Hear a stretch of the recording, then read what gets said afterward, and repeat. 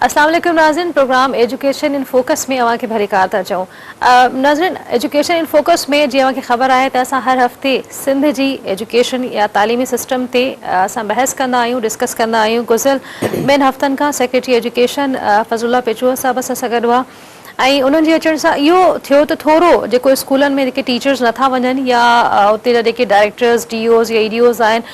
उन्हनि जे ख़िलाफ़ जेके शिकायतूं हुयूं उन्हनि खे हाणे थोरो हो बि अलर्ट थियणु शुरू थिया आहिनि त भई असांखे कमु करिणो आहे ऐं टीचर्स बि हाणे स्कूलनि में वञणु शुरू थिया आहिनि। अॼु सुबुह बि मां कंहिं टेलीविज़न ते ॾिसां पई त जेके गैर सरकारी उस्ताद आहिनि उन्हनि जी पघारूं बि रोकी वियूं आहिनि ऐं जेके बायोमेट्रिक सिस्टम में इहे जेके ख़बर पई त जेके उस्ताद गैर हाज़िर रहिया आहिनि उन्हनि जे ख़िलाफ़ बि हाणे कार्रवाई कई वेंदी। सुठो साउंड आहे, पॉज़िटिविटी क्रिएट थी आहे, होप असांखे मिली आहे त हाणे असांजो तालीमी निज़ाम जेको सिंध जो आहे उहो बहितर थींदो ऐं बहितर थियणु घुरिजे, छाकाणि त क़ौमुनि जी तरक़ी जो दारोमदार बहितरीन तालीम ते हूंदो आहे। असांजी नस्लूं सुठो पढ़ंदियूं त असांजे मुल्क जो मुस्तक़बिल डेफिनेटली सुठो हूंदो। व्यूअर्स, हर वीक हाणे असां कंहिं न कंहिं डिस्ट्रिक्ट खे उन्हनि जे तालुकनि खे डिस्कस कंदा आहियूं। अॼु असां पंहिंजे प्रोग्राम में डिस्ट्रिक्ट लाड़काणे खे डिस्कस कंदासीं त उते स्कूलनि जी सूरत हाल छा आहे, उतां जे जेके तालुका आहिनि उन्हनि में स्कूलनि जी सूरत हाल छा आहे, केतिरा बंदि आहिनि, खुलियल आहिनि, केतिरा ॿार स्कूल में आहिनि, केतिरा स्कूल ई नथा वञनि ऐं इंफ्रास्ट्रक्चर जी कहिड़ी सूरत हाल आहे। इन सां गॾो गॾु अॼु असां कमिश्नर लाड़काणा अकबर लगारी साहब खे बि ऑन कॉल वठंदासीं। उन्हनि जे लाइ ॿुधो आहे त उहो ॾाढो सुठो कमु कनि पिया स्कूलनि जे लाइ, जेके बंदि पियल स्कूल हुआ उन्हनि खे उन्हनि खोलायो बि आहे। इन खां अलावा असां डायरेक्टर एजुकेशन लाड़काणा खे बि ऑनलाइन वठण जी कोशिशि कंदासीं। असांजो सिंध टीवी न्यूज़ जो रिपोर्टर अली गुलामाणी बि असां सां लाइन ते हूंदा ऐं इन स्टूडियो असां सां गॾु जेके महिमान शख़्सियत मौजूदु आहे उन्हनि जो मां तारुफ़ कराईंदी हलां। असर पाकिस्तान इदारो तालीमी आगाही आहे, उन्हनि जा सूबाई कोऑर्डिनेटर आहिनि अता Mumtaz Pirzada sahab. Welcome to the show Mumtaz. पहिरीं त तव्हांखे जस हुजे त ॾाढो सुठो कमु कयो पिया एजुकेशन ते ऐं जेको तव्हां फैक्ट्स एंड फिगर्स आहिनि, जेको रिसर्च वर्क आहे उहो बहितरीनु आहे। मुमताज़, पहिरियों सवाल इहो त डेफिनेटली तव्हां ग्रास रूट लेवल ते वेंदा हूंदव, ॾिसंदा हूंदव त असांजो तालीमी सिस्टम किथे कीअं कमु करे पियो। तव्हांजे साम्हूं सभिनी खां वधीक जेके ख़राबियूं सिस्टम में तव्हांखे छा थियूं लॻनि त इहा ख़राबी आहे, इन खे शुरू में ई एड्रेस थियणु घुरिजे हा, जेको न थी सघियूं आहिनि। थैंक्स टू दी महिरबानी सिंध टीवी नेटवर्क जिन असांखे हिते घुरायो ऐं पंहिंजो मौक़िफ़ खे पेश करण जी असांखे हिमत ॾिनी। बेसिकली जॾहिं असां सिंध जे तइलीमी मयार ते, तइलीमी सिस्टम ते, तइलीमी ढांचे ते नज़र विझूं था त असांखे काफ़ी उन में ख़राबियूं नज़र अचनि थियूं जिनखे बहितर करण जी ज़रूरत आहे। ऐं जॾहिं असां पोयनि 2-3 सालनि खे ॾिसूं था त कुझु बहितरीअ तरफ़ वेंदे बि नज़र काशे अचे थी त कुझु बहितरीअ तरफ़ असां वञी रहिया आहियूं। पर बज़ाहिर जॾहिं ॾिसिजे त जेको असांखे दीमक वांगुरु जेका का शइ लॻी उहा मेरिट जी लताड़ ई जेका 15 साल पहिरें, 10 साल पहिरें, 20 साल पहिरें जेका हुई उन सॼी शइ खे ख़तमु करे छॾियो। जेका बेड गवर्नेंस रही आहे सिंध में, ओवरऑल पाकिस्तान में बि स्ट्रक्चर ईअं ई रहियो आहे, पर शायदि सिंध सां वधीक उन मामले में इंसाफ़ थियो आहे बेड गवर्नेंस जे हिसाब सां। सो उन बि तमामु घणो जेको आहे सो उहो हाञो रसायो असांजे तइलीमी सिस्टम खे। त उहा करप्शन ऐं बेड गवर्नेंस ऐं जेके रिक्रूटमेंट्स थियूं पहिरें उन्हनि काफ़ी नुक़सानु पहुचायो तइलीम, पार्टिकुलर तइलीम जे उनखे ॾिसिजे त। ऐं अॼु जेकॾहिं अॼु असां ॾिसूं था त अॼु जेके अंग अखर आहिनि, चाहे उहा असर जी रिपोर्ट हुजे, चाहे अलिफ ऐलान जी रिपोर्ट हुजे या कंहिं इदारे जी रिपोर्ट हुजे, उहा असांखे इहो ई ॿुधाए थी त असां हिन वक़्तु सिर्फ़ु बलूचिस्तान असांखां पोइते आहे, बाक़ी सिंध जेका आहे उहा ॿिए नंबर ते स्टैंड थी करे ऐं बाक़ी ॿिया जेके प्रोविंसिस आहिनि उहे अञा मथे आहिनि। चाहे उहा एनरोलमेंट जी ॻाल्हि हुजे या वरी क्वालिटी ऑफ लर्निंग जी ॻाल्हि हुजे, जेका एजुकेशन जी ॻाल्हि हुजे, उन में ॿियनि प्रोविंसिस खे अञा वधीक मथे इंक्लाइन थियल आहिनि एज़ कम्पेयर टू सिंध ऐं बलूचिस्तान। असां सिंध खां बलूचिस्तान खां थोरो मथे पंहिंजे पाण खे सम्झूं था। हाणे उन जा बज़ाहिर काफ़ी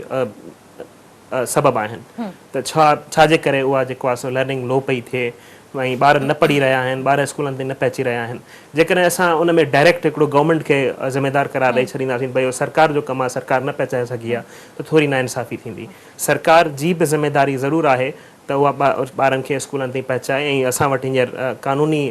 हुननि जी मजबूरी बि आहे सरकार जी। जॾहिं क़ानून पास थी चुको आहे ऐं जेका हिन वक़्तु बि इक़्तिदारी पार्टी आहे उन ई उहो कानून पास करायो हो। मुमताज़ हिकिड़ी शइ ऐड कंदमि, जीअं मां गुज़िरियल प्रोग्राम में डिस्कस कयो त आर्टिकल 25A साफ़ चवे थो त 16 साल जी उमिरि ताईं ॿारनि जी ज़िम्मेवारी हुकूमत जी आहे। उन सां गॾोगॾु जेके पार्टीज़ जॾहिं इक़्तिदार में अचण जी कोशिशि कंदियूं त उन्हनि जे मैनिफेस्टो में बि उहा शइ सावाज़े लिखियलु हूंदी आहे। पहिरें नंबर ते तालीम, जॾहिं हो इक़्तिदार में हूंदा आहिनि, चाहे MNA हुजनि या MPS हुजनि, हो बि शायदि मुंहिंजे ख़्याल में सिर्फ़ु बिल्डिंग खड़ी करे छॾींदा आहिनि, उन खां पोइ उन्हनि जो को वास्तो न हूंदो आहे तालीमी शोबे खे बहितर करण जे लाइ। तव्हां हिन में सही था चओ। मतिलबु अॼु बि जेके असां सां गॾु ॿियूं कुझु ऑर्गेनाइज़ेशन्स आहिनि उहे रूल्स ऑफ बिज़नेस ते ई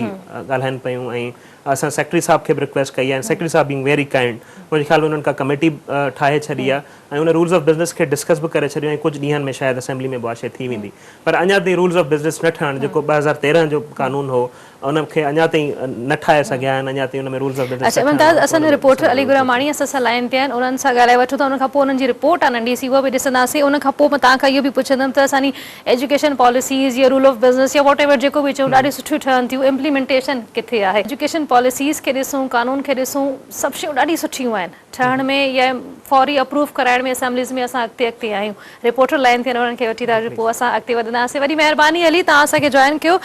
अली, तव्हां लाड़काने जे स्कूल्स खे विज़िट कयो आहे, रिपोर्ट बि तव्हांजी असां हाणे प्रोग्राम में ऑन एयर कंदासीं। तव्हांखे सूरत हाल कीअं लॻी बनिस्बत ॿियनि ज़िलनि जी भेट में लाड़काने जी या उनजे आसपास जे इलाइक़नि जी भेट में लाड़काने में स्कूलनि जी सूरत हाल कीअं आहे? सभु कुझु ठीकु ठाक आहे या न?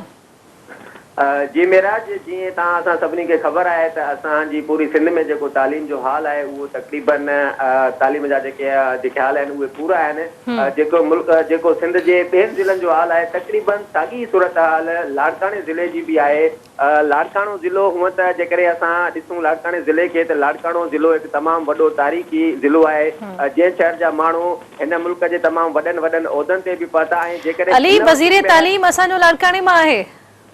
जी जी बिल्कुलु मेराज, जेकॾहिं असीं मां उहा ई ॻाल्हि तव्हांखे ॿुधायां पियो त जेकॾहिं असीं हिन वक़्तु बि ॾिसूं त तालीम जो जेको वज़ीर आहे उनजो तालुक़ बि लाड़काने ज़िले सां आहे। पर हिन वक़्तु बि लाड़काने ज़िले में जेका सरकारी इदारा आहिनि या तालीम जो जेको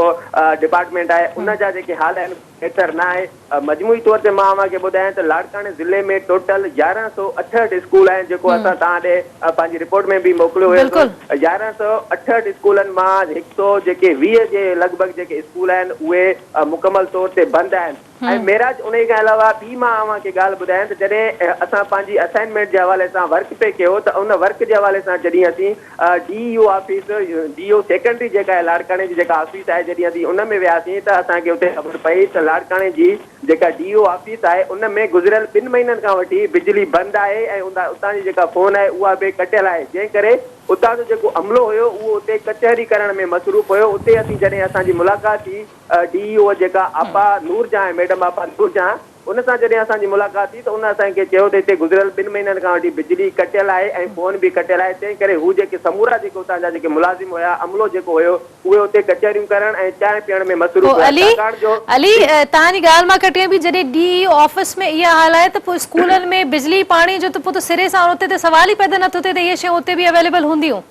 जी बिल्कुलु, हिन वक़्तु लाड़काणे जी DEO ऑफिस में, DEO सेकेंडरी जी ऑफिस में बिजली कटियल आहे, जंहिं करे ऐं मैडम नूरजहां इहो बि ॿुधायो त हुनखे को कन्वेंस बि कोन्हे, जंहिं करे हू मुख़्तलिफ़ स्कूलनि जा जेको विज़िट आहे उहो कीअं करे। त जॾहिं तव्हां इन मां अंदाज़ो लॻाए सघो था त जॾहिं कंहिं जेका DEO ऑफिस जी बिजली कटियल हुजे या उनजो इहो हाल हुजे त बाक़ी लाड़काणे जा जेके ॿिया स्कूल आहिनि उन्हनि जी हालत छा हूंदी? तो उन हवाले सां जेका सूरत हाल आहे उहा काफ़ी बहितर न आहे। ऐं जॾहिं ही जेके बायोमेट्रिक सिस्टम हाणे शुरू थियो आहे या जेका उस्तादनि ते थोरी सख़्ती या सेक्रेटरी साहब जा जेके क़दम आहिनि उन खां पोइ एतिरो फ़र्क़ु थोरो ज़रूरु पियो आहे त जेके उस्ताद गैरहाज़िर हुया उन्हनि स्कूल अचणु शुरू कयो आहे। पर सिर्फ़ु उस्तादनि जी अचण वारो मसइलो बि न आहे, कुझु जेके बंदि पियल स्कूल आहिनि उन्हनि खे कीअं खोलाइजे। जेके लाड़काणे ज़िले में 110 खां वधीक स्कूल बंदि पियल आहिनि ऐं उन खां अलावा ॿियो जेको वॾे में वॾो जेको इशू आहे, जेको मसइलो आहे मेराज, उहो इंफ्रास्ट्रक्चर जो मसइलो बि तमामु वॾो आहे। हाणे लाड़काणे ज़िले में जेके टोटल 1168 स्कूल आहिनि उन्हनि मां तव्हांखे ॿुधायां त 227 जेके अहिड़ा स्कूल आहिनि जंहिंमें पीअण जो पाणी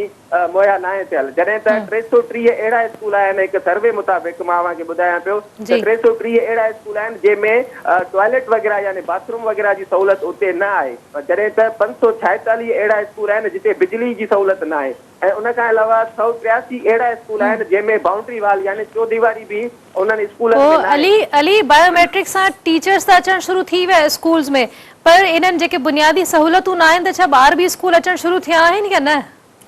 जी, जेको ॿारनि जो अंग आहे, सभ खां पहिरियों त जेको बायोमेट्रिक शुरू थियो आहे उन्हनि में उस्तादनि ते थोरियूं सख़्ती थियूं आहिनि। घणा अहिड़ा उस्ताद बि असांजे साम्हूं आया आहिनि जेके गुज़िरियल 15-16 सालनि खां वठी उन्हनि स्कूलनि जो मोह बि न ॾिठो हुयो, उहे बि हाणे स्कूल उन्हनि अचणु शुरू कयो आहे। अहिड़े क़िस्म जा बि इशू आहिनि, एतिरी बहितरी ज़रूर आई आहे। बाक़ी जेके शागिर्द आहिनि उन्हनि जो बि हिन वक़्तु जेको अंग आहे उहो को ख़ासि न आहे, छाकाणि जो बुनियादी जॾहिं सहूलियतूं मैसर न हुजनि त उनजे करे ॿार जेके आहिनि उहे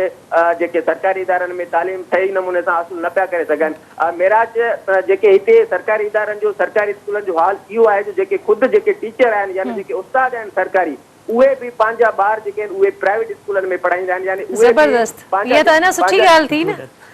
हो असांजे ख़राब तालीमी निज़ाम ते हो ठपो हणनि पिया पाण त भई असांजो तालीमी सिस्टम वाकई एॾो भलो न आहे या असांजी तालीम सुठी न आहे जो असां पंहिंजे ॿारनि खे बीइंग अ टीचर इन्हनि स्कूल्स में मोकिलियूं। अच्छा अली, ही सभु त ॻाल्हियूं इन ते असां डिटेल में डिस्कस कंदासीं, पर छा जेके उते जेके टीचर्स हुआ, टीचर्स सां जी ॻाल्हि थी, उन्हनि जो छा चवणु आहे ऐं तव्हांखे पर्सनली उन्हनि जी ॻाल्हि ॿोल मां छा अंदाज़ो थियो त हू एतिरा कॉम्पिटेंट आहिनि त हू जेके सब्जेक्ट्स पढ़ाया पिया वञनि या हू पढ़ाइनि पिया हू सही नमूने उन्हनि खे डिलीवर बि कनि पिया ॿारनि खे? जी बिल्कुलु मेराज, तव्हां जेको सुवाल कयो आहे उहो बिल्कुलु इहो ईअं आहे त जीअं असांजो सेक्रेटरी साहिबु बि अहिड़े क़िस्म जो बयानु ॾेई चुको आहे त असांजी सिंध में तक़रीबन 1.5 लख जेके उस्ताद आहिनि उन मां तक़रीबन 1 लख उस्ताद अहिड़ा आहिनि जिन खे पढ़ाइण बि न ईंदो आहे। त अहिड़े क़िस्म जी सूरत हाल बि बिल्कुलु आहे। जेके उस्ताद आहिनि यानी उस्ताद कुझु अहिड़ा बि साम्हूं आहिनि जेके 15 सालनि खां वठी स्कूलनि में स्कूल जो उन्हनि मोह बि न ॾिठो। जॾहिं बायोमेट्रिक सिस्टम शुरू थियो आहे त उन्हनि में उहे जेके उस्ताद आहिनि उहे साम्हूं अचणु शुरू थिया आहिनि। त अहिड़े क़िस्म जी बि बिल्कुलु सूरत हाल आहे। अहिड़ा उस्ताद बि भर्ती थियल आहिनि जिन खे ख़ासि करे जेका तालीम जे हवाले सां या उन हवाले सां जेके उहे एतिरा क़ाबिल न आहिनि जो उहे जेके सब्जेक्ट आहिनि उहे स्कूलनि में वञी ॿारनि खे पढ़ाए सघनि। समूरी मजमूई सूरत हाल इहा ई आहे त लाड़काणे ज़िले में बि जेका तालीम जो हाल आहे उहो पूरो आहे। सरकारी इदारा जेके आहिनि उन्हनि जो जेके तालीमी इदारा सरकारी जेके स्कूल आहिनि उन्हनि जा हाल पूरा आहिनि। तंहिं करे इहो ई सबबु आहे त उस्ताद जेके आहिनि पाण जेके स्कूलनि में टीचर्स आहिनि उहे उन्हनि जी जेका औलाद आहे उन्हनि जा ॿार आहिनि उहे बि लाड़काणे जे प्राइवेट स्कूलनि में पढ़ंदा आहिनि। वरी महिरबानी अली अवांजी, तव्हां एॾो डिटेल में असां सां डिस्कस कयो, तव्हांजी रिपोर्ट खे बि असां ऑन एयर डिस्कस कयूं था, व्यूअर्स खे बि ॾेखारियूं था। अंग अखर मुमताज़ छा चवंदो हिन सॼी सूरत हाल ते? बिल्कुलु तव्हां जेका सही अखुई मीडिया जो जेको रोल आहे उनखे तव्हां बिल्कुलु निभायो आहे ऐं तक़रीबन अहिड़े क़िस्म जी जेका सूरत हाल आहे उहा पूरे सिंध में ई असांखे नज़र अचे थी। पर जीअं अली ॿुधायो त जेके डिपार्टमेंट जे तरफ़ां जेके एक्शन्स खयां विया आहिनि उन्हनि कुझु बहितरी आणण जी कोशिशि ज़रूरु कई आहे। मतिलबु बायोमेट्रिक्स जेको हींअर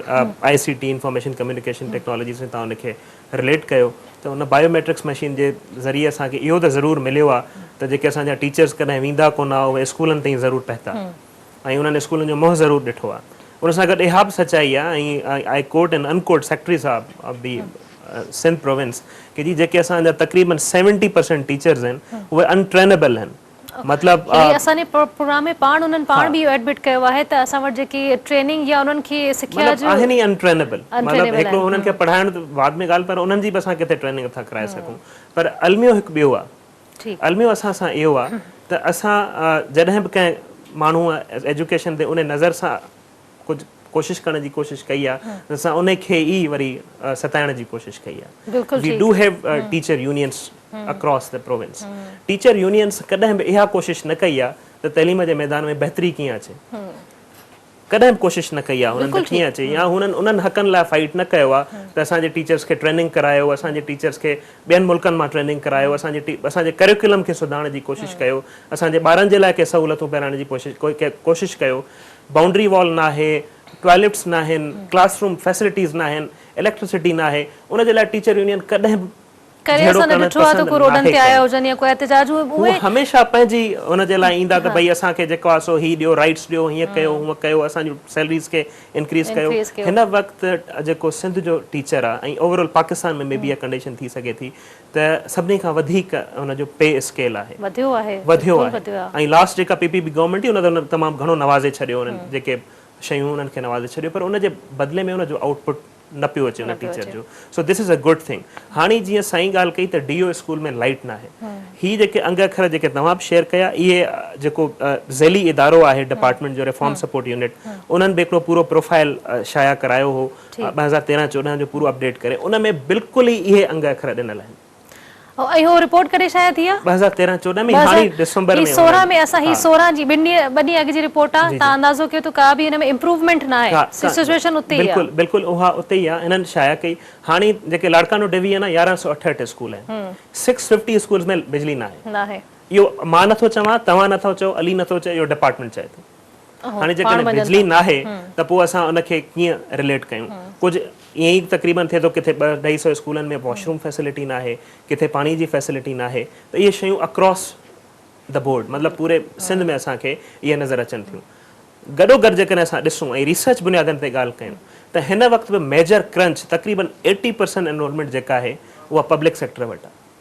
उहा सरकारी स्कूलनि वटि आहे मे बी पावर्टी उनखे चइजे मे बी कंहिं बि शइ खे हुन सां रिलेट कजे पर 80% जेका एनरोलमेंट आहे जेके असांजा ॿार सिंध में स्कूल वञनि पिया 40 लख ॿार आहिनि जेके गवर्नमेंट पाण स्टेट करे थी उनखां अलावा जेके हुन में मिलायूं त उहे ॿार वञनि पिया ऐं प्राइवेट स्कूलनि वटि जेको शेयर आहे उहो 20% जो आहे पर तंहिं हूंदे बि उन्हनि जो ऐं मां तव्हां सां हिकिड़ी इंट्रस्टिंग फाइंडिंग शेयर कयां असां वटि हींअर आयो ऐं असांजी पंहिंजी रिपोर्ट में असांखे नज़र आयो त 5% जेके ॿारनि हुआ उन्हनि माइग्रेशन कई हुई to the private schools last year 2014 में ऐं हिन दफ़े असांखे उहा माइग्रेशन वरी हेॾे होॾे थींदे नज़र आई उन में कमी नज़र आई हाणे उन कमीअ जी ॻाल्हि कीअं आहे जो पोइ असां हिकु साल में इहो ज़रूरु ॾिठो आहे की माफ़ु कजो का तब्दीली कान अची वई आहे मतिलबु तब्दीली घणी असां पाकिस्तान में उमेदु कंदा आहियूं कंहिं हिकु पॉलिटिकल पार्टी जो नारो बि हुओ आहे त असां तब्दीली उहा इन क़िस्म जी का बि शइ कान आई आहे पर इहो ज़रूरु थियो आहे त जेकॾहिं उस्तादनि अचणु शुरू कयो आहे त पोइ कुझु ॿारनि अचणु बि शुरू कयो आहे ऐं जेकॾहिं तव्हां 2-3 फैसिलिटीज़ वधाए छॾियो सहूलियतूं वधाए छॾियो त पब्लिक सेक्टर में माण्हू वेंदा एज़ कम्पेयर टू जो प्राइवेट स्कूल में ऐं साईं तमामु सुठी ॻाल्हि कई त जेके असांजा उस्ताद आहिनि पंहिंजे ॿारनि खे प्राइवेट स्कूल में मोकिलनि था त पोइ गवर्नमेंट में केरु पर तव्हां वरी मां तव्हांखे जॾहिं रिसर्च बुनियादनि ते अचो असांजे इन्हनि उस्तादनि ट्यूशन सेंटर्स खे कारोबार बनाए छॾियो आहे बिल्कुलु ईअं ई आहे शाम जो सभु ही पर्सनली मुंहिंजो बि एक्सपीरियंस सरकारी स्कूलनि जा उस्ताद बिल्कुलु शाम जो आराम सां ट्यूशन सेंटर्स बि ऐं पंहिंजे सरकारी ॿारनि खे बि हुते ई पढ़ाइनि था पिया ब्रेक जो वक़्तु थी वियो ब्रेक वठूं था viewers program education in focus में वक़्तु आहे ब्रेक जो ब्रेक खां पोइ असां सां गॾु रहिजो ब्रेक खां पोइ जीअं वापसि अचूं था त लाड़काने डिस्ट्रिक्ट जी रिपोर्ट बि असां ॾिसूं था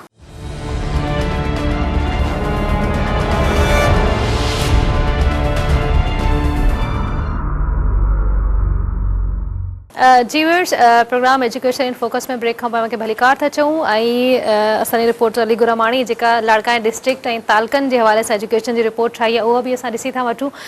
लाड़काने ज़िले जे स्कूलनि में शागिर्दनि ऐं उस्तादनि जो जेको टोटल लॻा आहे उन में अवां ॾिसी सघो था त कुल स्कूल लाड़काने में 1168 आहिनि जिन में कुल उस्ताद मर्द औरत कुल दाख़िला छोकिरा छोकिरियूं सभिनी जो अंग स्क्रीन ते अची रहियो आहे इन खां पोइ जेकॾहिं असां ॿी स्लाइड ते अचूं त लाड़काने में कुल स्कूलनि जो अंग उन्हनि मां केतिरा बंदि ऐं केतिरा खुलियल आहिनि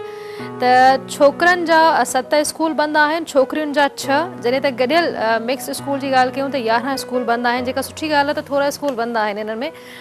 लाड़काने ज़िले जे शहरी इलाइक़नि जी ॻाल्हि कयूं त उन में शहरी इलाइक़नि में एज़ यूजुअल सखर डिस्ट्रिक्ट वांगुरु कोई बि स्कूल बंदि न आहे सभु खुलियल आहिनि लाड़काने ज़िले जे बहिराड़ी वारनि इलाइक़नि जी ॻाल्हि कयूं त उन बहिराड़ी वारनि इलाइक़नि में छोकिरनि जा 7 स्कूल बंदि आहिनि छोकिरियुनि जा 6 जॾहिं त गॾियल 11 स्कूल बंदि आहिनि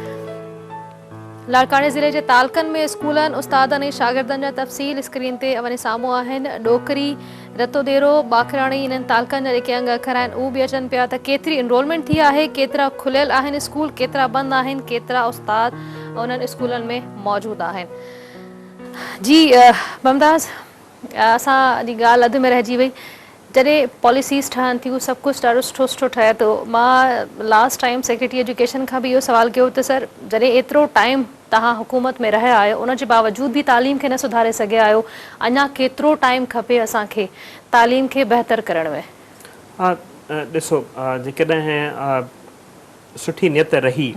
ऐं जीअं कमु शुरू थियो आहे उन ते अमल थींदो रहियो त मां को टाइम फ्रेम त नथो ॾेई सघां त केतिरी बहितरी अची सघे थी छो त तमामु घणी महिनत लॻे थो असां एतिरनि सालनि में जॾहिं असां कुझु बहितर न करे सघिया आहियूं अञा असांखे केतिरा अञा को 25-30 साल खपनि बिल्कुलु जेका सूरत आहे मतिलबु उसरंदड़ मुल्कनि सां जेकॾहिं अञा ताईं असांखे पहुचणो आहे को कंधु मिलाइणो आहे उन्हनि सां, कुल्हो मिलाइणो आहे, त उन में असांखे वधीक टाइम लॻंदो। तव्हां पाण ॾिठो हूंदो 2015 ताईं असांखे कुझु मिलेनियम डेवलपमेंट गोल्स खे अचीव करिणो कोन करे सघियासीं। हाणे वरी असांखे 2025 ताईं टाइम ॾिनो वियो आहे सस्टेनेबल डेवलपमेंट गोल लॻे थो थी वेंदो सभु कुझु 25 ताईं? पॉसिबल त नाहे, शायदि कुझु कोशिशि ज़रूरु करे सघिजे थी। कमिश्नर लाड़काणो अकबर लगारी साहब असां टेलीफोन लाइन ते आहिनि मुमताज़, उन्हनि सां डिस्कस करे वठूं था इन्हनि जे बारे में। इहो ॿुधाईंदी हलां त इन्हनि ॾाढो सुठो कमु कयो आहे लाड़काणे डिस्ट्रिक्ट में, जेके स्कूल्स बंदि हुआ उन्हनि खे खोलायो आहे, ही पाण वञी विज़िट बि कंदा आहिनि। अकबर लगारी साहब वरी महिरबानी, तव्हां असांखे जॉइन कयो आहे। लगारी साहब, सभिनी खां पहिरीं इहो सवाल त ॿियनि डिस्ट्रिक्ट जी भेट में बीइंग अ कमिश्नर लाड़काणो तव्हांजे ज़हन में छा ख़्यालु आयो त तव्हां स्कूल जी हालत ज़ार खे पाण वञी ॾिसो ऐं बंदि स्कूलनि खे खोलायो? जी महिरबानी तव्हांजी, मूंखे मौक़ो ॾियो था। ॻाल्हि इहा आहे त स्कूलनि जी हालत जी त ख़बर हाणे सभिनी खे ख़बर आहे त छा हालत आहे जी। पोइ जॾहिं मूं हिते चार्ज वरिती तक़रीबन 10 महीना पहिरीं, त मूं पहिरियों इहो कमु कयो त मूं हिकिड़ो एजुकेशन मॉनिटरिंग सेल ठाहियो, जंहिंमें 12 खनि मूं माण्हू रखिया, जंहिंमें छोकिरा छोकिरियूं कंप्यूटर टेलीफोन सेट वग़ैरह उन्हनि खे वठी ॾिना। सॼो मूं हिकिड़ो डेटाबेस ठाहियो एजुकेशन जो, ऐं उन खां पोइ स्कूल कहिड़ा क्लोज़ड आहिनि, किथे उस्ताद नथा वञनि पढ़ाइण जे लाइ, पोइ मूं सरप्राइज़ विज़िट बि कया ऐं मुंहिंजे मॉनिटरिंग सेल जेको आहे उन लोकेट कया त कहिड़े स्कूलनि में टीचर नथा वञनि। पोइ उते मूं वञी पंहिंजा एफर्ट्स वरिता, एजुकेशन वारनि खे मूं गॾु वरितो आहे। एजुकेशन जा सभु नंढे खां वठी वॾा ऑफिसर्स ताईं मूंसां हर वक़्तु राब्ते में रहनि था, सेक्रेटरी एजुकेशन ताईं। त उन्हनि जे लाइ जेतिरी असां महिनत कई आहे, विज़िट्स कया आहिनि या असांजे मॉनिटरिंग सेल कमु कयो आहे, त उन सां हिकु वॾो फ़र्क़ु पियो आहे त जेके उस्ताद न थिए विया स्कूल में हाणे उहे वञनि था, घणे हद ताईं फ़र्क़ु पइजी वियो आहे। ऐं अञा बि तमामु घणा स्कूल क्लोज़ड आहिनि। असां वटि तक़रीबन 10% स्कूल जॾहिं मूं कयो हो त 10% स्कूल क्लोज़ड हुआ, जंहिं मां हाणे असां हुनजो तइदाद काफ़ी घटाए विया आहियूं, पर अञा बि तमामु वॾे तइदाद में स्कूल बंदि आहिनि। किथे टीचर नथा वञनि त किथे वरी के ॿिया मसइला आहिनि जंहिंजे करे, पर असांजी कोशिशि मुसलसिल हलंदी रहे थी। ऐं ज़ाती तौर ते वञी स्कूल विज़िट कंदो आहियां। अच्छा अकबर साहब, जीअं तव्हां ॻाल्हि कई त सिंध एजुकेशन डिपार्टमेंट तव्हां सां गॾु आहे, सेक्रेटरी एजुकेशन बि अव्हां सां इन सिलसिले में राब्ते में रहनि था, जेको नो डाउट ॾाढी सुठी ॻाल्हि आहे, पर सिविल सोसाइटी पारां कीअं तव्हांखे रिस्पॉन्स मिलियो आहे हुतां? मूंखे सिविल सोसाइटी जे तरफ़ां भरपूर रिस्पॉन्स मिलियो आहे। मूंखे सिविल सोसाइटी मां किथां बि कंहिं बि क़िस्म जी रेजिस्टेंस न मिली आहे। मुंहिंजे टेलीफोन नंबर ते ऐं मुंहिंजे मॉनिटरिंग सेल में रोज़ाना फेसबुक ते मूं वटि केतिरियूं कंप्लेंट्स अचनि थियूं माण्हुनि जूं, सिविल सोसाइटी जूं कंप्लेंट्स अचनि थियूं, फलाणे पासे स्कूल बंदि आहे, फलाणी जॻह ते टीचर नथो अचे, फलाणी जॻह ते हीउ मसइलो आहे, बिल्डिंग ख़राबु आहे, उहे माण्हू ॿुधाइनि था। हाणे त माण्हू केतिरा ई ॻोठनि जा ऐं उन्हनि इलाइक़नि जा जेके सहाफ़ी आहिनि या असांजा सिविल सोसाइटी जा माण्हू आहिनि, उहे अचनि था मूंसां मिलण जे लाइ अचनि था ऐं ॿुधाइनि था महिरबानी करे असांजे ॻोठ में हलो, ही स्कूल जा मसइला हल करे ॾियो, ऐं उन्हनि खे रिस्पॉन्स ॾींदो आहियां। पाण हर जॻह ते पहुचण मुमकिन न हूंदो आहे, त पोइ मुंहिंजूं टीमूं आहिनि उहे वेंदियूं आहिनि। मूं टीमूं बि ठाहियूं आहिनि, इंस्पेक्शन टीमूं जेके सरप्राइज़ विज़िट कंदियूं आहिनि, ऐं उन टीमुनि खे फैसिलिटेट कंदो आहियां, गाॾियूं ॾींदो आहियां उन्हनि खे ॿियो सहूलियत ॾींदो आहियां ताकी उहे स्कूल विज़िट करे। अच्छा अकबर साहब, ॾाढी सुठी ॻाल्हि कई, तव्हां गाॾियूं बि ॾींदा आहियो, फैसिलिटेट बि कंदा आहियो उन्हनि खे त हू वञी करे विज़िट कनि, पर तव्हां वटि डेफिनेटली पोइ DEO ऑफिस मां बि इहा कंप्लेंट आई हूंदी त उन्हनि जे ऑफिस में 2 महीननि खां बिजली न आहे, जॾहिं त DEO ऑफिसर इहा शिकायत कनि थियूं त उन्हनि वटि व्हीकल न आहे त हू स्कूलनि जो वञी करे विज़िट करे सघनि। जी हा, इहा बिल्कुलु शिकायत मूंखे 2-3 दफ़ा मिली बि आहे, ऐं हुनजे लाइ 2-3 दफ़ा हिननि जी बिजली कटिजी पई हुई,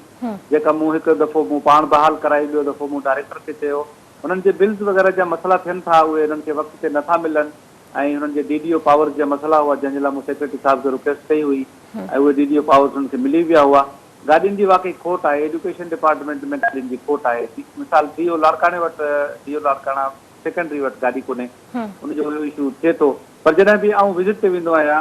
या मुंहिंजी का टीम विज़िट ते वेंदी आहे, त उन DO खे बि आउं गाॾी प्रोवाइड कंदो आहियां, ऐं ॿियो हुननि जा जेके DDOs आहिनि या छा चवंदा आहिनि अॼुकल्ह TOs, उन्हनि खे बि आउं गाॾी प्रोवाइड कंदो आहियां, पर उहे मख़सूस ॾींहंनि जे लाइ हूंदी आहे। बाक़ी गाॾियुनि जा वाक़ई इशूज़ आहिनि उन्हनि वटि। वरी महिरबानी अकबर लगारी साहब, तव्हां असांखे टाइम ॾिनो ऐं best of luck, best wishes for you, त तव्हां हिकिड़ो सुठो कमु कयो पिया। ऐं मुमताज़, मुंहिंजे ख़्याल में जेके असांजा ॿिया जेके ऑफिसर्स आहिनि उहे बि ईअं पंहिंजी ज़िम्मेवारी खे महसूसु करे ईअं ई पंहिंजे इलाइक़नि में वञी करे स्कूल खोल रहा आहिनि या स्कूल जी बहितरी जे लाइ, तालीम जी बहितरी लाइ कमु कनि, त मुंहिंजे ख़्याल में डेफिनेटली पोइ चेंज परे न आहे। जस हुजे जी साईं अकबर लगारी साहब खे जंहिं इहो कमु खयों आहे, ऐं पंहिंजे हथ में खणी खणो छो त जेकॾहिं हू डिस्ट्रिक्ट पूरी डिवीजन जा हेड आहिनि ऐं जेकॾहिं हू ई उन में अॻिते वधंदा लीडरशिप कंदा त मुंहिंजे ख़्याल में सॼो क़ाफ़िलो उन्हनि जे पोयां हलणु शुरू कंदो त जस्ट ज़रूरु हुजे ऐं ॿिया बि जेके कमिश्नर साहिबान आहिनि असांजी पूरी उन्हनि डिवीजन्स में या डिप्टी कमिश्नर्स आहिनि उन्हनि वटि एग्ज़ेक्टिव पावर्स वग़ैरह मौजूदु आहिनि त उन्हनि खे यूज़ कंदे घणो कुझु करे सघनि था पर गॾोगॾु असांखे जीअं साईं चयो त सिविल सोसाइटी जो किरदारु आहे हर शइ पर हाणे वालदेन खे बि एहतिसाब करणो पवंदो मतिलबु जेकॾहिं असां खां तव्हां पुछो बीइंग त असां जॾहिं कम्यूनिटी में वञूं था या हेॾे वञूं था उते जॾहिं तव्हां माण्हुनि सां गॾु वेहंदव उन्हनि जा मसइला पुछणु शुरू कंदव त जेके असांजा उस्ताद आहिनि ऐं जेका कम्यूनिटी आहे उहो पाण में झड़ो थी पवंदो आहे हुनजो भई हीअ सही न आहे त असांजे उस्तादनि खे उन ते वालदेन खे खणणो पवंदो एहतिसाब करणो पवंदो पंहिंजो बि एहतिसाब करणो पवंदो पंहिंजे ॿार जो बि एहतिसाब करणो पवंदो ऐं उनखे पढ़ाइण वारे उस्ताद जो बि एहतिसाब ऐं ॿुधायोसि किथे असांजे मुंहिंजे ख़्याल में असांजे पेरेंट्स कॾहिं बि असां ॾिठो त ॿारनि जा पेरेंट्स ही इन ॻाल्हि ते उन्हनि आवाज़ु उथारी हुजे त भई स्कूलनि में टीचर न आहे या उस्ताद नथो अचे कॾहिं बि इहे न थियो हूंदो तव्हां वारी ॻाल्हि त वाक़ई असांखे ज़िम्मेवारी महसूसु करणी असां जॾहिं इन द एंड ईंदा आहियूं हर का ॻाल्हि जेका उहा असां सरकार जी झोलीअ में आसान ॻाल्हि आहे न उन्हनि जे अकाउंट में ग़लतियूं विझण पर मां तव्हांखे ॿुधायां हाणे जेकॾहिं प्राइवेट स्कूल में को ॿारु वञे थो त उनजे लाइ सुबुह जो माउ उथे थी उनखे 6 बजे 7 बजे तयारु करे थी सींद कढे थी सुरमो पाए थी थेलो तयारु करे ॾिएसि थी बाबा हिनखे स्कूल वठी वञो पाण छॾे अचेसि थी वरी महीने ते उन ॾे वञनि था उनजे उस्तादनि खां उनजी हेड मिस्ट्रेस खां पुछनि था छा थियो आहे छा न थियो आहे पर असांजे सरकारी स्कूलनि में त अहिड़े क़िस्म जी का शइ आहे उते हुन ॿार जे वारनि में मिटी पियल हूंदी आहे न उस्ताद पुछंदो आहे न माउ पुछंदी आहे पोइ हिकु त पेरेंट्स बि नथा पुछनि ॿियो वरी सरकारी स्कूल में ओतिरी हिकिड़ो छा न स्ट्रिक्ट नज़र न आहे उन्हनि जे मथां उन में मतिलबु जॾहिं असां ॾिसूं था जेके असांजा उस्ताद जेके हायर थियल आहिनि जेके मौजूदु आहिनि छा उन्हनि में बि एतिरी कैपेसिटी आहे उन्हनि खे रन करण जी हाणे जीअं मां तव्हांखे ॿुधायां त असां जेका तव्हां पहिरें मूंखां क्वेश्चन कयो त असांजे कोर्स में छा हुजणु घुरिजे करिकुलम में छा हुजणु घुरिजे आहिनि त सही किताब त हींअर पहिरें क्लास जे ॿार खे असां 8 किताब ॾेई छॾिया आहिनि बाबा पढ़ वेही तूं पर तव्हां हक़ीक़त मञो जेकॾहिं तव्हां थोरो ॿाहिरि निकिरो इवन असांजो जेको तइलीम जो हब आहे जाम शोर आहे उन में तव्हां शहर जे वेझो कुझु स्कूल हुजनि तव्हां हलिया वञो हिकु नज़र खणी ऐं उस्तादनि खां पुछो सरासरी जाइज़ो वठो त शायदि उहे किताब जेके असां ॿारनि खे ॾिना आहिनि उन्हनि खे हू पाण ई सम्झ में नथा अचनि हिननि खे छा करिणो आहे सो उन कैपेसिटी ते ज़रूरु असां मुख़्तलिफ़ चैनल्स ते ज़री ॻाल्हि आहे एजुकेशन ते हर को कमु करे थो रिपोर्ट्स असां ॾिसंदा आहियूं टीचर्स खे जेके प्राइमरी स्कूलनि जा टीचर उन्हनि खे प्राइमरी जी स्पेलिंग नथी अचे सेक्रेटरी जी स्पेल नथी अचे इहे सभु मूं ॾिठियूं आहिनि रिपोर्ट्स में बि ॾिठियूं आहिनि ऑब्ज़र्व बि कयो आहिनि मूंखे पर्सनली इन शयुनि जो एक्सपीरियंस बि छो कंदा असां बि गवर्नमेंट स्कूल्स जा पढ़ियल आहियूं असांखे पाण बि ख़बर आहे त असांजी बुनियाद केतिरी वीक रही आहे तालीम खे वठी करे अमदास ॿी ॻाल्हि त असां वटि लिटरेसी रेट जो बि कंसेप्ट त अलॻि आहे न असां वटि जेको ॿारु पंहिंजो नालो लिखी सघे थो साइन करे सघे थो सिग्नेचर करे सघे थो या हिक खां वठी करे 100 ताईं अंग पूरा हुनखे अचनि था त असां सम्झूं था हीउ पढ़ियलु लिखियलु आहे जॾहिं त दुनिया इनखे नथी मञे दुनिया मञे थी त जेको अॼुकल्ह टेक्नोलॉजी सां उहो आहे फैमिलियर आहे टेक्नोलॉजी सां हू टेक्नोलॉजी में एक्सपर्ट आहे त हू उनखे एतिरो लिटरेट पर्सन सम्झनि थियूं त तव्हांखे नथो लॻे त असां वटि जेको लिटरेसी रेट जो कॉन्सेप्ट आहे उहो बि चेंज थियणु घुरिजे न बिल्कुलु ट्रू दैट उन में का ॿी ॻाल्हि आहे ई कान त असां वटि जेके स्टैंडर्ड्स आहिनि उहे हिकु त मेयर थियल न आहिनि ऑनेस्टली जेकॾहिं शेयर कजे त असां वटि के स्टैंडर्ड्स न आहिनि त असां कंहिंखे लिटरेट चऊं कंहिंखे न चऊं मतिलबु नालो लिखणु अचे हर शइ अचे जेकॾहिं असां ॿाहिरि जी ॻाल्हि कयूं था त असांखे सम्झ में नज़र अचे थो त वर्ड ते तव्हांखे का एप्लीकेशन टाइप करणु ईंदी हुजे जेके कंप्यूटर सां रिलेटेड जेके असां वटि स्टैंडर्ड्स आहिनि उहे मौजूदु आहिनि बाक़ी असां वटि पंहिंजी लेवल ते के बि स्टैंडर्ड्स मौजूदु न आहिनि BA ग्रेजुएशन माण्हू जेको आहे उहो सिंधी पंहिंजी मादरी ज़ुबान में दरख़्वास्त कोन लिखी सघंदो जेकॾहिं तव्हां हुनखे चओ भई कमिश्नर खे दरख़्वास्त लिखी ॾे तव्हांजे ॻोठ में को वाटर सेवरेज जे लाइ खपे त उहो दरख़्वास्त कोन थो लिखी सघे हालांकि मूंखे पंहिंजे कॉलेज में हिकु टीचर ॿुधायो मुंहिंजो सर तव्हां भला हिनखे रिवाइज़ त करे चई बाबा ठीकु आहे तव्हां छॾियो तव्हां मूंखे रुॻो दरख़्वास्त लिखी ॾियो जंहिं ॿोलीअ में लिखो सराइकीअ में बलोचीअ में सिंधीअ में उर्दूअ में जंहिं में लिखणी अथव हिकिड़ी दरख़्वास्त पंहिंजे तरीक़े सां मूंखे लिखी ॾियो मां तव्हांखे लिटरेट सम्झंदुसि सिर्फ़ु उन हिकिड़ो असां वटि हींअर जेकॾहिं तव्हां ॿाहिरि निकिरी कंहिंखां पुछी वठो त जेके असांजा ग्रेजुएट्स जेके इवन यूनिवर्सिटीज़ में बि अचनि था त उन्हनि खे पंहिंजी ज़ुबान में जेका आहे उहा दरख़्वास्त लिखणु नथी इंग्लिश में त परे जी ॻाल्हि आहे ऐं असां पंहिंजे ॿार खे ॾाढो ॾुखियो करे छॾियो आहे जेको पहिरें क्लास में वञे थो हुनखे चऊं था इंग्लिश बि पढ़ तूं उर्दू पढ़ तूं सिंधी पढ़ जॾहिं मां पढ़ियोसि त मूंखे त पटी पढ़ण लाइ चयो वेंदो की 7 पटियूं पढ़ियूं हुयूं जॾहिं वञूं था लर्निंग लेवल्स खां मेयर करण जे लाइ ॿार खां पुछूं था भई शद मद ज़ेर ज़बर पेश हमज़ो उनजी ॿार खे हींअर को हुनजो अहसासु ई कोन्हे को आहे छा शइ। सिंध रीडिंग प्रोजेक्ट हेतिरो सारो प्रोजेक्ट आहे जॾहिं उन्हनि पंहिंजूं फाइंडिंग्स ॾिनियूं त उन्हनि बि इहो ॿुधायो त जेके ॿार जेको आहे उचार ई नथो सम्झी सघे त उनखे छा करिणो आहे, छो त उनखे उचारण ते घणो वठी कोन थो वञे। हाणे 4-5 किताब आहिनि, उन्हनि खे बसि कोर्स पूरो करिणो आहे, उन्हनि खे अंदरि अचिणो आहे। सो उस्तादनि जी कैपेसिटी ऐं कैपेबिलिटी त हू पढ़ाए सघनि था, उहो हिकिड़ो चैलेंज आहे। डिपार्टमेंट जे लाइ चैलेंज आहे उनखे करणु। जसो जे डिपार्टमेंट खे जो हुननि गोस्ट टीचर्स खे अंदरि ताईं ज़रूरु वठी आई आहे, पर उन्हनि खे कीअं ट्रांसफॉर्म करिणो आहे उन्हनि एलिजिबल टीचर्स में जेके पढ़ाए सघनि ऐं जेके असांजा ॿार वञनि पिया स्कूलनि में उन्हनि खे का सही तइलीम ॾेई सघनि, इहो अञा ताईं चैलेंज ज़रूरु पंहिंजी जॻह ते मौजूदु आहे। स्कूलनि जे लाइ मुख़्तलिफ़ क़िस्म जूं बजट्स वग़ैरह या मुख़्तलिफ़ ॿिया रिफॉर्म्स जेके आहिनि उहे बि डिपार्टमेंट पंहिंजी जॻह ते आंदा आहिनि। इम्प्लीमेंटेशन इज़ अ क्वेश्चन ऐं उहो रिलेट थो करे गवर्नेंस सां। ऐं गवर्नेंस सिर्फ़ु एजुकेशन डिपार्टमेंट जी न पर ओवरऑल सभिनी डिपार्टमेंट्स जी क्वेश्चन आहे। जेकॾहिं असां पंहिंजे पार्टिकुलर प्रोविंस जी ॻाल्हि कयूं था त उते क्वेश्चन आहे। ओवरऑल शायदि पाकिस्तान में बि गवर्नेंस क्वेश्चन आहे, पर जेकॾहिं असां पंहिंजे पाण खे ॾिसूं ऐं talking about this particular district Larkana त मां तव्हांखे ॿुधायां त हब रहियो आहे इंटेलिजेंट माण्हुनि जो। We have 2 prime ministers and they both belong to Ladkana. We have senior education minister from Ladkana. मतलब को क्लास मौजूद आहे जॾहिं CSS में जेकॾहिं केरु वेहे थो तव्हां रिज़ल्ट खणी ॾिसंदा कयो जेके क्लियर कंदा आहिनि मेजॉरिटी लाड़काणे जा शेख हूंदा, तक़रीबन पुलिस में हूंदा, हर शइ हूंदा, उहो सभु शइ आहे। पर हींअर मां तव्हांखे ॿुधायां 2015 अलिफ ऐलान जी रिपोर्ट, सिंध जो कराची जेको वॾो ज़िलो आहे उहो 43 नंबर ते आहे ऐं लाड़काणे जा स्टेटिस्टिक्स 82 नंबर ते आहिनि। मतिलबु 40 जेके डिस्ट्रिक्ट पाकिस्तान में 40 डिस्ट्रिक्ट में पूरे सिंध जो को अचे ई कोन थो। 43 नंबर ते कराची आहे, उनखां पोइ 2 नंबर ते हैदराबाद खे उन्हनि पंहिंजे अंगनि अखरनि मुताबिक़ उहो 72 नंबर ते आहे। देन वी हैव नौशरो फिरोज़ ऐं पोइ सखर ऐं वरी लाड़काणो 82 नंबर ते लाड़काणो स्टैंड करे थो। पर ऑन अदर एंड जेकॾहिं असां ॾिसंदा आहियूं, असां पाण में बहस कंदा आहियूं त माण्हुनि में जेको इंटेलेक्ट आहे उहो उते मौजूदु आहे। जेकॾहिं शाइरनि खे बि ॾिसूं त शायदि उतां निकिरनि था, अनवर पीरज़ादे जहिड़ा ऐं ॿिया बि घणा माण्हू जेके आहिनि। मां चवां थी त जेके सरकारी स्कूलनि मां तव्हां असांजी हिस्ट्री खणो या जेके असांजा सीनियर दानिश्वर खणो या कंहिं बि फील्ड जा माण्हू खणो, सभु जेके सरकारी स्कूलनि मां सरकारी स्कूल थोरो क्वेश्चन थियणु शुरू थी विया आहिनि। मुंहिंजी रिक्वेस्ट हूंदी उन्हनि सभिनी उस्तादनि खां त उनखे क्वेश्चन करणु जेको आहे उन कनि, छो त ऑनेस्टली मां तव्हां सां शेयर कयां the learning levels in private schools are even at the question. जॾहिं तव्हां रिपोर्ट्स में अंदरि वञो न त प्राइवेट स्कूल में बि ईअं नाहे त को ॿारनि खे जेको आहे सो हू बसि घोटे प्यारनि था, हू रटो घणो हणाइनि था, कॉन्सेप्ट्स क्लियर नथा कनि। इवन मुंहिंजी पंहिंजी भाणेजा उनखां तव्हां पुछो त आख़िरी प्रॉफिट केरु आहे ॿुधाईंदी, आख़िरी किताब कहिड़ी आहे ॿुधाईंदी, सभिनी नबियुनि जा नाला ॿुधाईंदी। को हिकिड़ो क्वेश्चन थोरो हेॾे करे छॾियोसि ख़ामोश थी वेंदी, छो त उन्हनि खे त उहा शइ सफ़ा घोटे प्यारी थी वञे। ऐं वरी सरकारी स्कूलनि में इहो न आहे। सरकारी स्कूलनि में जेको उस्ताद पढ़ाईंदो आहे उहो विद कॉन्सेप्ट पढ़ाईंदो आहे, उहो नज़रिए सां पढ़ाईंदो आहे, पोइ ॿार जी इंटेलेक्ट मथे वधी वेंदी आहे। हिन वक़्तु मां तव्हांखे ॿुधायां जेके असांजा अंग अखर आहिनि उन में प्राइवेट स्कूलनि में वेंदड़ ॿार शाम जो ट्यूशन वठनि था। सरकारी स्कूलनि में